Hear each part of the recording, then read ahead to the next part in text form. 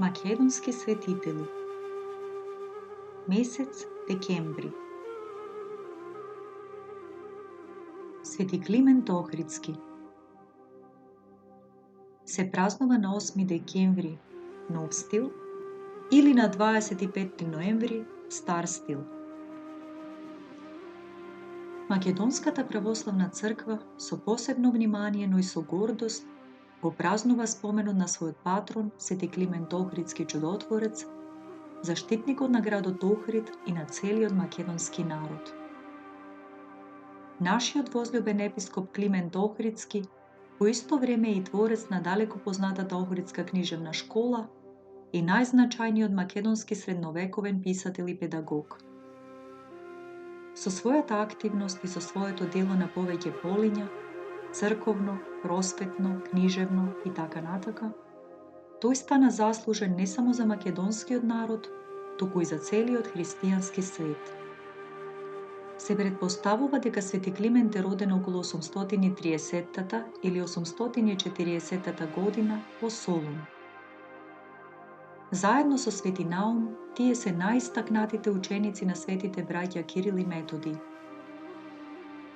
Откако моравскиот кнез Ростислав побарал од македонскиот цар Михаил III да му прати достојни просветители да ја проповедаат таму христијанската вера на разбирлив словенски јазик, Михаил ги испратил светите солунски браќа Кирил и Методи во Велика Моравија, а нив ги придружувал и Свети Климент, кој посветено им помагал во остварувањето на моравската мисија. Кога кон крајот на 867 или почетокот на 868 година, светите браќа Кирил и Методи биле повикани во Рим за да го докажат своето правоверие, со нив повторно бил и Свети Климент. Таму македонските просветители биле дочекани со огромни почести, а Свети Климент бил ракоположен во свештенички чин. Биле служени и свети богослужби на македонски јазик во римските храмови. По смртта на Свети Кирил во Рим, Свети Климент заедно со Свети Методи се вратил во Моравија, каде му останал верен во одбраната на користењето на словенскиот, односно македонскиот јазик во црковните богослужби. По смртта на Свети Методи, неговите ученици биле жестоко мачени од страна на латинското свештенство, а потоа и протерани од Моравија. Така, во почетокот на 886 година, Свети Климент заедно со Свети Наум и Свети Ангелари дошле кај паристрискиот кнез Борис и таму во Паристрија, провинцијата која се наоѓала во северозападниот дел на Македонската империја, вршеле активна христијанска и културно-просветителна дејност меѓу туркмено-татаро-монголските колонизатори, доселени во 7 и 8 век. Тогаш многу од нив го примиле христијанството и македонското писмо. Потоа Свети Климент бил испратен во областа Кутмичевица, во која главни места биле Девол, Главиница и Охрид. Овде тој основал познатата Охридска книжевна школа и ја нарекол прв словенски универзитет, во кој оспособил над 3500 ученици за црковна богослужба. Од тие ученици произлегле многу свештеници, ѓакони, чтеци и псалти, и мнозина биле праќани надвор од Македонија да ги просветуваат другите народи, меѓу кои и денешните руси, украинци, срби и така натака, и да ја шират македонската писменост и христијанската вера.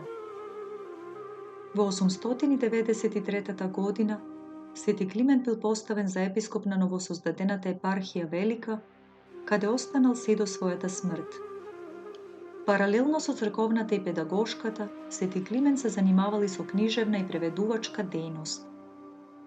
Нему му се препишуваат обширните житија на Свети Кирил и Методи, познати како панонски легенди, најзначајниот извор за проучувањето на животот и делото на солунските браќа.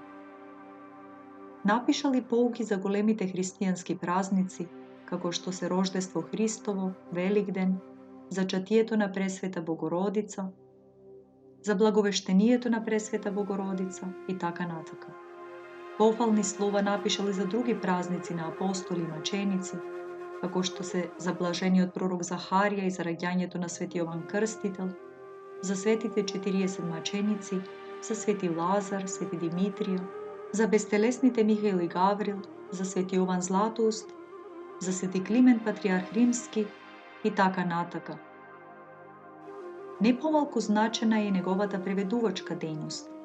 На свети Кирил и Методи им помагал во преведувањето на потребната литература за црковните богослужби, а самиот го превел целиот светен триод. И во текот на животот, а и по смртта, Господ го прославил светиот Климент со многу чудеса. Свети Климент Охридски е заштитник на градот Охрид и целиот Охридски крај. Преданијата раскажуваат дека секогаш кога над градот и околината ќе се надвиснела некоја несреќа, се јавувал духот на светецот и го спасувал градот од разурнување, а народот од страдање. Важно е да се спомне дека мнозинството житија напишани за свети Климент кои денес се среќаваат содржат премногу грешки. Тоа е последица од механички преведувања од записи и преводи, најчесто од бугарски јазик, во кој има многу фалсификувани историски податоци на штета на нашата македонска историја. За жал, оригиналните житија на нашите светии биле крадени и изнесувани од Македонија и завршувале некаде по светските библиотеки или во тајни фиоки. Например, во многу денешни верзии на житието пишува дека свети Климент отишол во Бугарија, а некаде се спомнува и некакво така наречено Бугарско царство.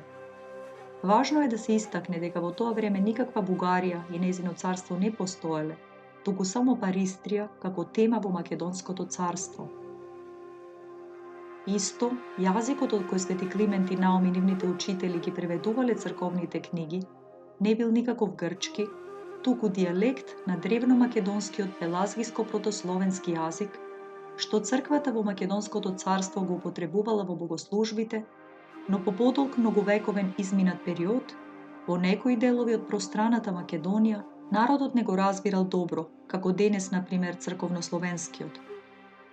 Тоа всушност бил јазикот на кој од давнина зборувале македонците во областа Мореја и е познат како морејски или егејски.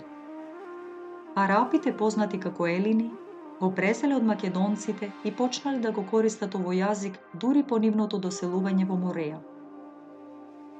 Херодот јасно укажува дека елините ги презеле првите своји зборови од домородните пелазги и дека немале своје автохтоно писмо, но писмото го презеле од древномакедонските феникијци. Инаку, истиот автор тврди и дека елините презеле поголем дел од митологијата на македонските пелазги. Навистина, илузорно е да се тврди дека во Македонското царство, тенденциозно нарекувано Византија, се зборувало на грчки, кога е факт дека во неговите граници немало така наречени грци, односно арапи, освен во неколку мали приморски делови во најужниот дел од полуостровот во Мореја. Сушност, до првите децении на 19 век не биле познати лексичките форми од типот грк, грци, Грција или грчки. Исто, погрешна е информацијата дека пред свети Кирил и Методи, свети Климент и кирилицата, македонскиот народ немал писменост. Нашиот народ од давнина користел модифицирана верзија на древното феникијско-македонско писмо цртирецки, од која многу подоцна, со некои додатни модификации, се образува кирилицата. Денес постојат многу артефакти и научни докази за ова. Да, низ вековите нашиот јазик и азбуката претрпувале измени и реформи.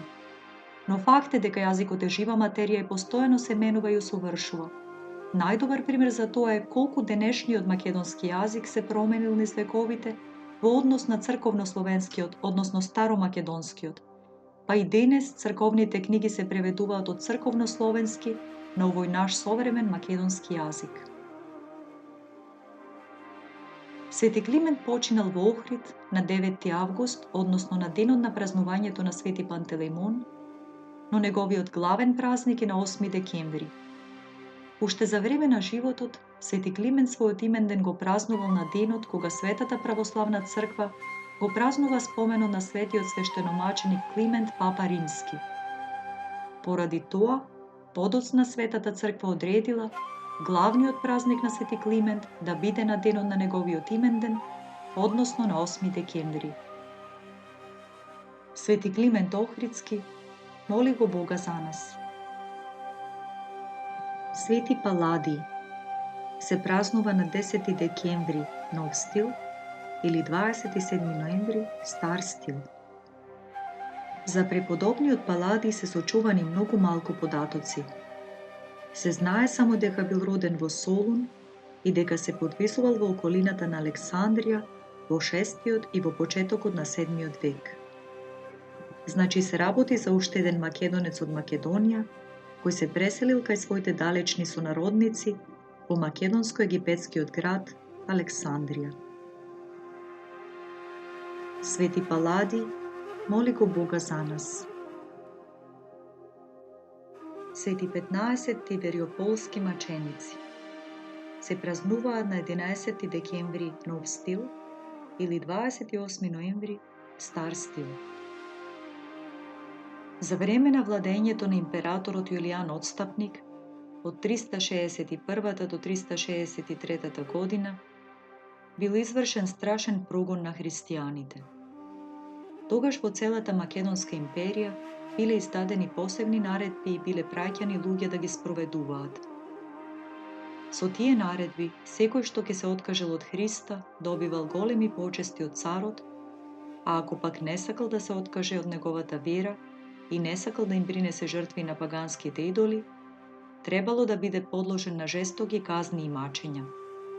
Тогаш, пред ваквата опасност, од Никеја побегнале во Солун, а оттаму во Тивериопол, односно Струмица, епископите Теодор и Тимотеј и монасите Комаси и Евсевиј. Епископот Теодор бил учесник на првиот Вселенски собор во Никеја во 325 година. Оставајќи го Солун, се преселиле во Тивериопол, односно Струмица, каде што нашле можност да го сејат словото на нашиот Господ Исус Христос во душите на побожните луѓе. Преку нив станало се народното просветлување на тивериците, а Христос им станал познат и на жителите на околината.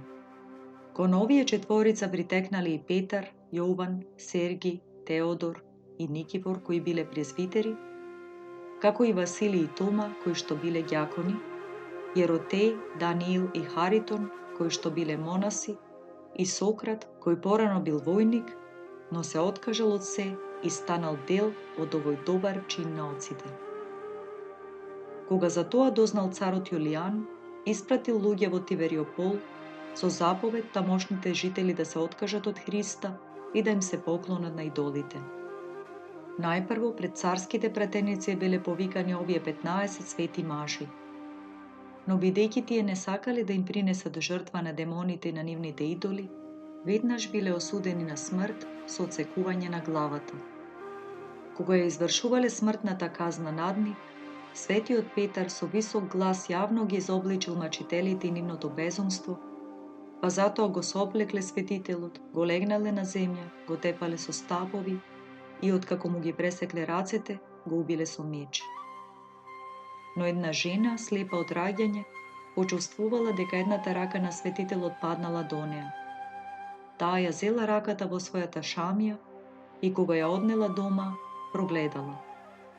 По извесно време, раката ја однела во Солун, каде што ја положила во црквата посветена на доброповедната маченица Анастасија.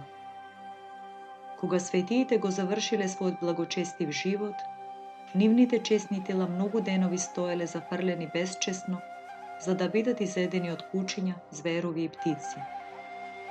Но Господ ги запазил недопрени и неповредени, така што оние што ги гледале го прославувале Христа Бога.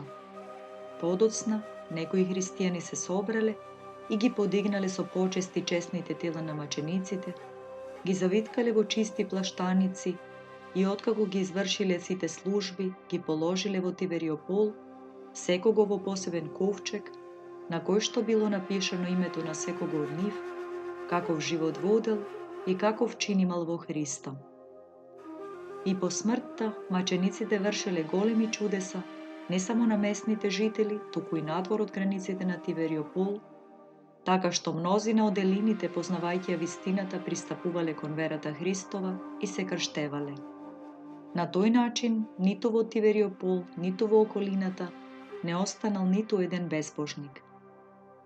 а верата се распространила и во останатите западни краишта, така што Тивериопол станал како некоја кула од секаде видлива, која што ја раздавала и на другите градови светлината на верата и ги враќала од мракот на заблудата оние што се наоѓале во длабокото море на неверието. Светите 15 тивериополски свештеномаченици и денес се почитуваат како покровители и заштитници на градот Струмица.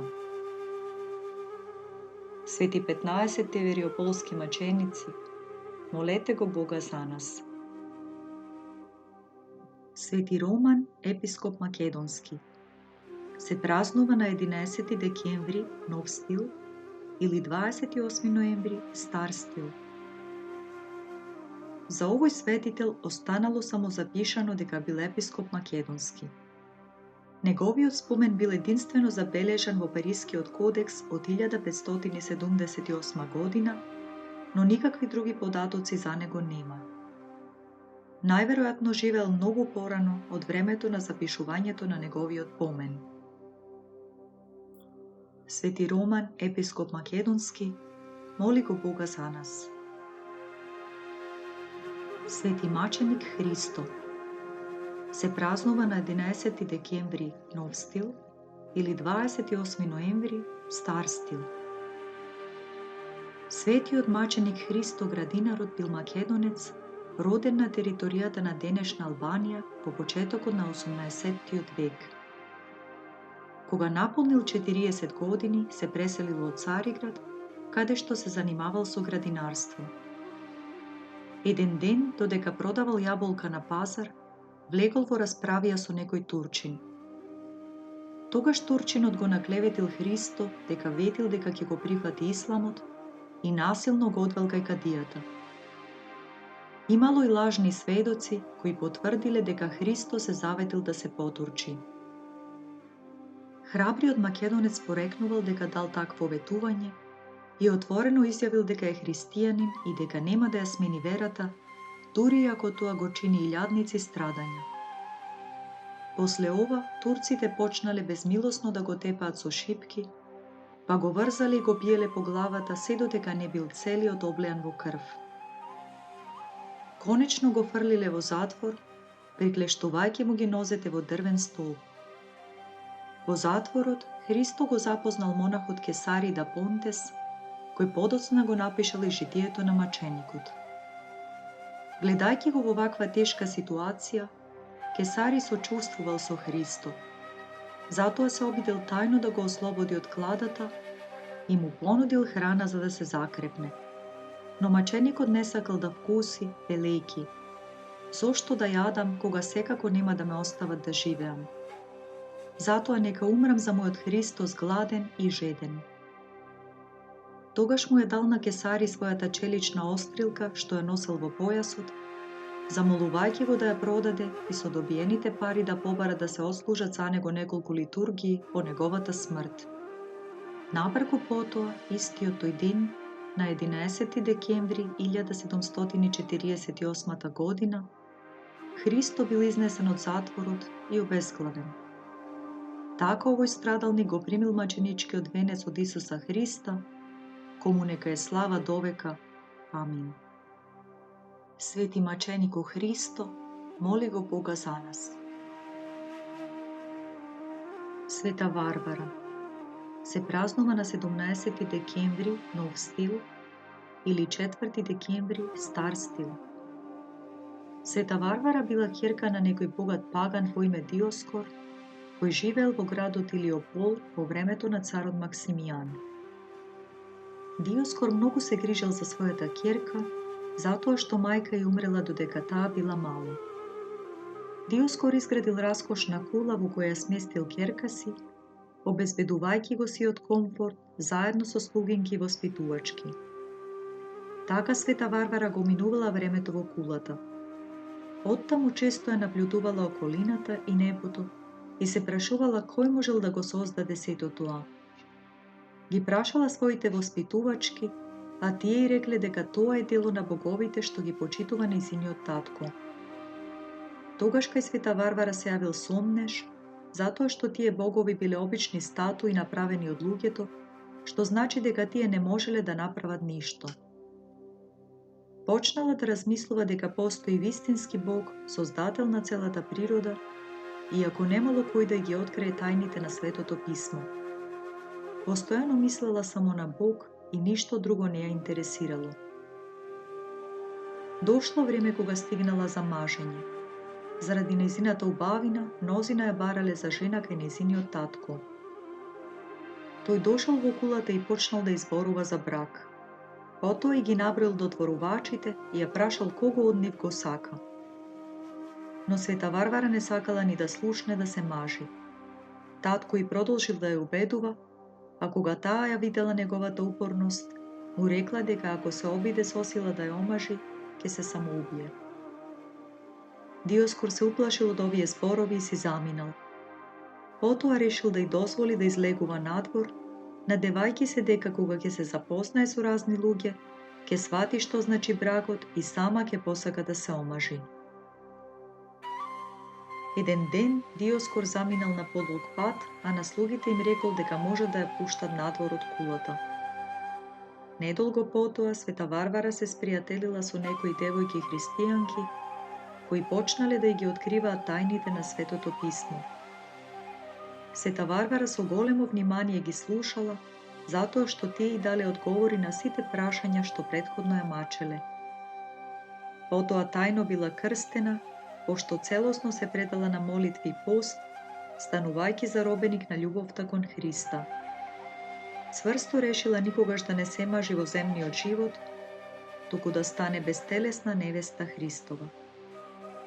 Кога се вратил таткој, таа и не му почнала да му ја проповеда верата во Христа, па тој си од бесен посакал да ја убие. Но Света Варвара побегнала во блиската гора и се сокрила во некоја пештера. Некој овчар ја видел и му кажал на Диоскор. Истиот миг овчарот се скаменил. Диоскор влегол во пештерата и почнал дивјачки да ја тепа. Потоа, влечејќи ја за косата, ја одвел право до кулата, каде ја затворил под силна стража. Неколку дене ја држал без храна, а потоа ја предал на управникот на градот, кому му рекол дека е христијанка и дека затоа се откажува од неа. Управникот прво се обидел да ја убеди да се откаже од Христа и да им принесе жртва на паганските богови.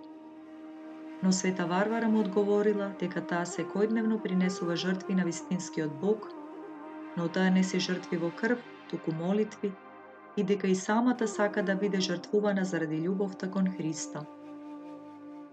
Почнала да му ја кажува вистината за паганските богови, потенцирајќи дека тоа се само обични статуи направени од луѓето. Управникот се налутил и наредил нејзино мачење. Сурово била тепана, крв течела од целото нејзино тело, а отворените рани биле трлани со остри предмети за да ја предизвикаат уште поголеми болки. Потоа била фрлена в темница, каде потонала во молитва. Недолго потоа се јавил лично Исус, кој рекол да остане храбра, затоа што тој е постојано со неа и ја чува. Тогаш Света Варвара продолжила да му се моли, целата исполнета со радост, што ја удостоил да го види. Истиот миг раните ѝ се залечиле. Утредента Света Варвара повторно била изведена на суд. Управникот не можел да поверува кога видел дека нејзините рани се излечени. Пак била изложена на јавно мачење. Во народот имало една девојка која се викала Јулијанија. И таа била христијанка, и кога го видела нечовечното мачење на Света Варвара и нејзиното смело однесување, посакала и самата да пострада за Христа. Додека ја мачеле Света Варвара, Јулијанија отишла кај управникот и му рекла дека е нечовек штом толку ја мачи девојката. Му соопштила дека и таа е христијанка, поради што управникот наредил и неа да ја мачат. Обете светителки биле сурово тепани, а потоа градите им биле одсечени. На крајот биле осудени на смрт и биле погубени со одсекување на главите. Главата на Света Варвара лично ја одсекол нејзиниот злобен татко Диоскор. Пред да бидат погубени овие маченички, слушнале глас од небесата, кој ги повикал во небесните предели. Некој човек по име Галентијан подоцна ги погребал нивните чесни тела. А овие маченички ја примиле маченичката смрт во 306 година. Недолго потоа Диоскор и управникот што ги осудил на смрт загинале погодени од гром. Во житието на Света Варвара пишува дека била родена во градот Илиопол, но тука не е посочено каде точно се наоѓал тој град. Македонскиот историчар Ѓорге Радуле пишува дека Света Варвара била родена во македонскиот град Илиопол, што се наоѓал близу од денешното село Елешница, кај градот Разлог, во Пиринскиот дел на Македонија. Како подкрепа на ова свое тврдење, Радуле наведува дека и денес крај ова село се наоѓа место што се вика Света Варвара, кое според едно старо селско предание било местото каде била убиена оваа маченица. Света маченичке Варвара, моли го Бога за нас. Света Јулијанија се празнува на 17 декември Нов стил или 4 декември Стар стил. Светата Јулијанија била маченички убиена заедно со Света Варвара во 306 година за време на владењето на царот Максимијан, кога христијаните биле жестоко гонети.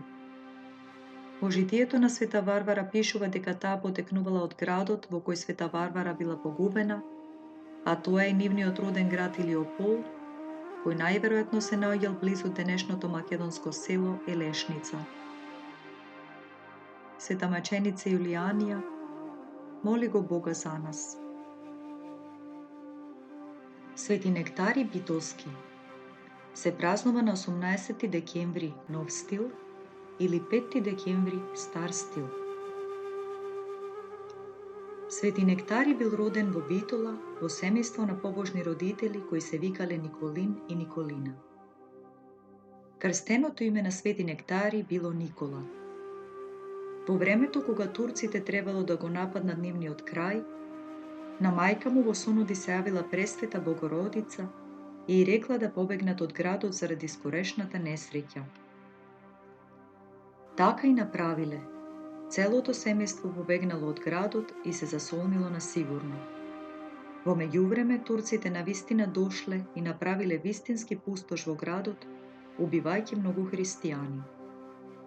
Но семејството на Свети Нектари било поштедено благодарение на јавувањето на Пресвета Богородица. Кога состојбата се смирила, тие се вратиле дома радосни што се спасиле, но и тажни заради големиот број жртви среде христијаните. По извесно време, таткото Николин се договорил со својата сопруга да замине во манастир. Со себе ги повели своите два сина, меѓу кои синот Никола, односно Свети Нектари. Сите тројца заминале во манастирот посветен на светите лекари Козма и Дамјан. Таму Николин се замонашил и го добил името Пахомиј. Подоцна Никола, кај кого посебно се развила љубовта кон Бога, заминал за Света Гора. Кога стигнал таму, се представил на старецот Диониси, кој бил послушник на старецот Филотеј. Диониси го одвел младиот Никола кај Филотеј, а овој уште кога го видел, му го кажал името и му кажал кои му се родители. Никола се зачудил и го прашал од каде ги знаа овие податоци, а Филотеј му одговорил дека Бог му го открил сето тоа. Восхитен од тоа што го слушнал, Никола останал да се подвизува под духовно водство на двајцата старци. По извесно време, украсен со подвизи и трудови, Никола се замонашил и го добил името Нектари.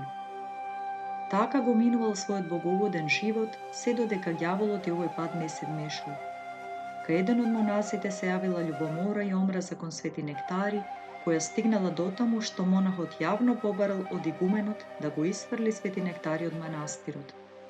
Воспротивно се заканил дека некој ќе биде убиен.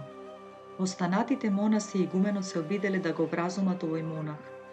Понекогаш му зборувале убави зборови и поуки, а понекогаш и закани со вечната казна, но тој не попуштал.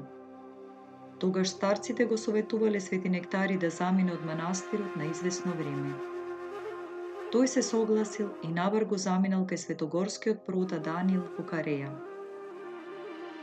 Во меѓувреме старецот Филотеј се упокоил, а старецот Диониси, не можејќи да ја трпи злобата од истиот монах што бил причина за заминувањето на Свети Нектари, го напуштил манастирот и тргнал да го бара Свети Нектари.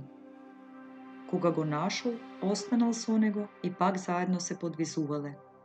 Обајцата се занимавале со ракотворби од кои добивале средства за издржување. Во меѓувреме излобниот монах го напуштил манастирот, но повеќе не сакал да се подвизува и заминал во белиот свет, каде ја загубил својата душа. Но дошол денот и кога Свети Диониси се представил на Бога. Така Свети Нектари останал сам и ги удвоил своите подвизи и трудови. Бог дозволил да страда од тешки болести, кои тој ги поднесувал со големо трпение и благодарност кон Бога, затоа што преку нив се стекнал со уште поголеми венци во вечниот живот, што го очекувал на небесата.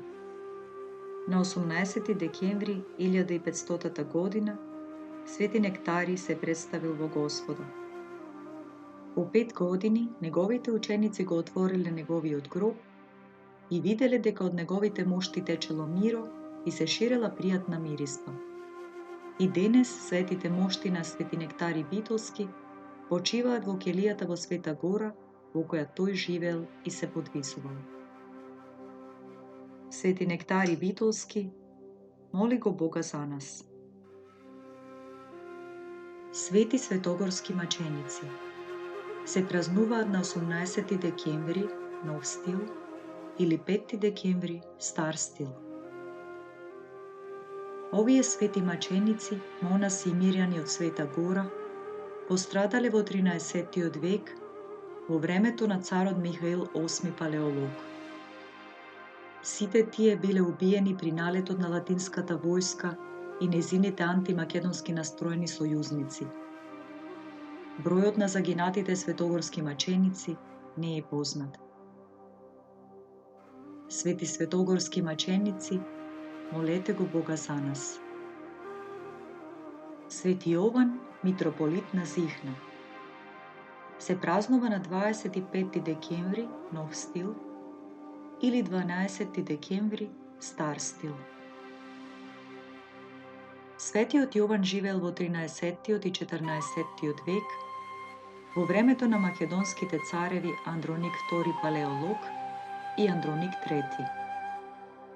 Неговите родители биле побожни луѓе, но умреле уште кога Јован немал ни 2 години. Неговиот чичко Јоаники, кој бил основач на манастирот посветен на Свети Јован Претеча, а подосна и епископ на Зихна, го зел кај себе и го чувал во својата келија, воспитувајќи го во духот на монашкиот живот. Кога Свети Јован пораснал украсен со многу добродетели, тој се замонашил, а подосна примил и свештенички чин. Потоа, според Божјата промисла, постанал и епископ и митрополит на Зихна. Со средствата што ги обезбедил од царевите Андроник II и III, тој успел да го обнови и прошири манастирот на Свети Јован, основан од неговиот чичко. Овој манастир денес е познат како Серски манастир. Според некои податоци пак, Свети Јован изградил уште еден манастир посветен на Свети Јован Крстител во Серес во 1321 година, а двајцата цареви Андрониковци биле ктитори на манастирот. Светиот Јован доживеел длабока старост, а потоа се преселил во небесните предели кај Спасителот во 1333 година. Неговите свети мошти биле положени во црквата на Серскиот манастир. Кога станува збор за областа Зихна, тоа се однесува на градот Зихна, кој во средновековието бил административен и епископски центар на регионот. Овој град се наоѓал во источна Македонија, а денес Егејска Македонија.